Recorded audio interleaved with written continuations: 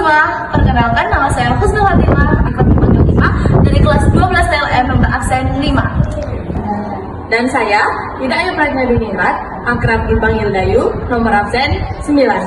Dan saya Devi Apriana Rinjana, akrab dipanggil Devi, nomor absen 4 dari kelas 12 TLM. Jadi hari ini kita akan menampilkan video yang telah kami buat mengenai keselamatan dan kesehatan kerja di dalam laboratorium.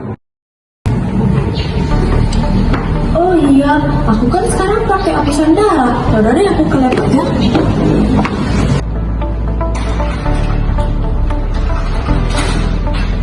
Lima, dulunya ada? Enggak, tadi sudah praktek mandiri. Oh, kalau kamu mau pakai ijazah? Enggak. Terus nanti kamu pakai visum sama masker? Enggak lah, juga dulunya ada. Ya udah, nanti kalau terjadi apa-apa aku tak ikutan ya. Ya,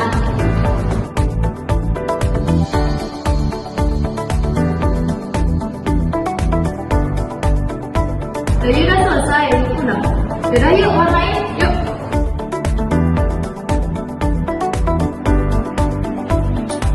Aduh, tangan aku berjenggotan nih. Kan tadi aku udah ingetin kalau kamu harus pakai APD dengan lengkap. Sekarang gini kan akibatnya. Udah deh, aku pakai APD dulu.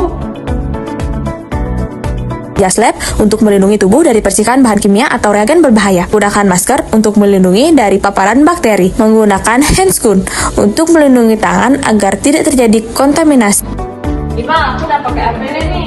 Nah, gitu kan bagus. Jadi sekarang kita kerjanya nyaman dan aman. Kamu kenapa harus pakai APD? Soalnya APD itu bagian dari K3. Terus K3 itu apa? keselamatan dan kesehatan kerja adalah segala kegiatan untuk menjamin dan melindungi tenaga kerja dari kecelakaan ataupun penyakit akibat kerja. K3 sendiri dapat diartikan sebagai keadaan di mana seseorang merasa aman, sehat, dan nyaman saat melakukan pekerjaannya, sehingga pekerjaan dapat berjalan secara optimal. Penerapan K3 merupakan tanggung jawab bersama seperti pemerintah, masyarakat, dunia internasional, ataupun pengusaha yang menyediakan lapangan pekerjaannya. Nah, adapun tujuan dari penerapan K3, yang pertama untuk meningkatkan keselamatan dan kenyamanan kerja, yang kedua untuk meminimalisir kecelakaan, korban jiwa dan juga kerugian material akibat kerja. Yang ketiga, K3 juga diharapkan bukan hanya sebagai prosedur, tapi sebagai sikap dan juga budaya kerja. Adapun landasan hukum dari K3 di Indonesia sendiri, K3 diatur dalam Undang-Undang Nomor 1 Tahun 1970 yang memiliki aturan dasar sebagai berikut.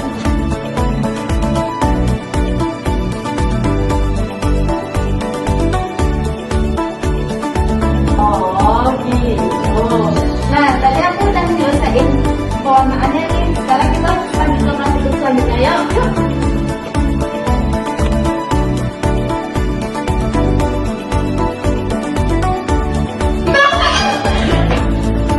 Video tadi menunjukkan contoh kebakaran kelas A. Biasanya kebakaran ini disebabkan oleh kertas atau tisu yang terbakar. Nah, memadamkan apinya menggunakan apar air. Selain itu, ada contoh kebakaran kelas lainnya loh. Contohnya seperti kebakaran kelas B. Kebakaran kelas B diakibatkan oleh benda berbahan cair. Contohnya seperti reagen, alkohol, dan lain-lainnya. Nah, kebakaran ini dipadamkan oleh apar busa atau foam. Selanjutnya ada contoh kebakaran kelas C. Kebakaran kelas C disebabkan oleh instalasi listrik bertegangan tinggi. Nah, madamin apinya menggunakan apar CO2 atau karbon dioksida. Dan yang terakhir adalah kebakaran kelas D. Kebakaran ini diakibatkan oleh benda berbahan logam. Contohnya seperti sodium, aluminium, ionium, dan yang lain-lainnya. Kebakaran ini dipadamkan dengan menggunakan apar serbuk kimia atau dry powder. Ini berantakannya udah jelas, aku buang ya. Buang aja.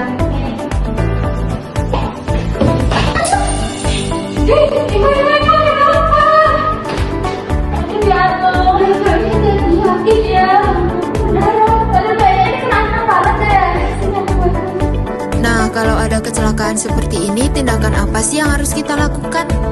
Yang pertama, amankan korban dari gangguan di tempat kejadian sehingga bebas dari bahaya.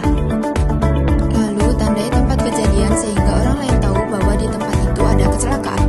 Usahakan hubungi ambulans, dokter, rumah sakit, atau yang berwajib. Lakukan tindakan pertolongan terhadap korban dalam urutan yang paling tepat.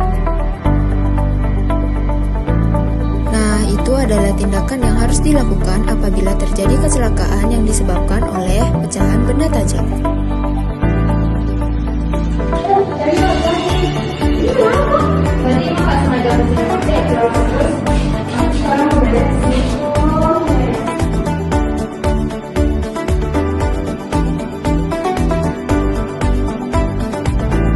Bang, kok kamu bawa di situ? Bukannya yang buat di sini ya? Enggak, uang itu di sini. Kan udah ada simbolnya. Nah, selain simbol biasa, juga banyak loh simbol lainnya di dalam laboratorium, seperti simbol berbahaya, mudah terbakar, korosif, toksik, mudah meledak, oxidizer, berbahaya bagi lingkungan, dan radioaktif. Kita harus memahami simbol di laboratorium untuk mengidentifikasi bahaya, mencegah kecelakaan, memastikan penanganan, dan penyimpanan bahan yang tepat, mengetahui tindakan darurat yang perlu diambil, dan mematuhi standar keselamatan kerja yang berlaku. Nah, sekarang kalian sudah tahu kan simbol apa saja yang ada di laboratorium? Jadi, mulai sekarang kita harus membuang limbah pada tempatnya ya.